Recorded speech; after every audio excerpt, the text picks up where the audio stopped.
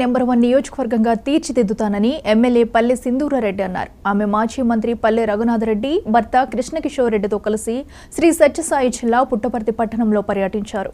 మొదటగా ఆమె కుటుంబ సభ్యులతో కలిసి పుట్టపర్తిలోని ఆంజనేయ స్వామి, సత్యమ్మ దేవాలయాల్లో ప్రత్యేక పూజలు చేశారు. అనంతరం పట్టణంలో పర్యటించి ప్రజలకు కృతజ్ఞతలు తెలిపారు.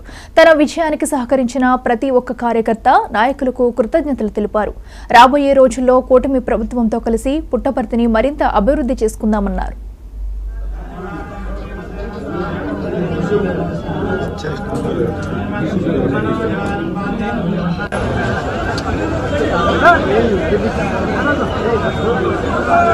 పుట్టపర్తి నియోజకవర్గ ప్రజలందరికీ పేరు పేరున నా ధన్యవాదాలు. మంచి మెజారిటీతో గెలిపించినందుకు ప్రతి ఒక్కరికి మళ్ళీ చాలా థ్యాంక్స్. మంచి మ్యాండేట్ ఇచ్చారు టీడీపీ కూటమికి, దానికి కూడా చాలా థ్యాంక్ యూ. పుట్టపర్తి నియోజకవర్గ అభివృద్ధికై మంచిగా నాకు వీలైనంతగా మంచిగా నేను చేయాలనుకుంటున్నాను. ఖచ్చితంగా మామయ్య అడుగుజాడల్లో నడిచి మంచిగా చేసి చూపిద్దాం.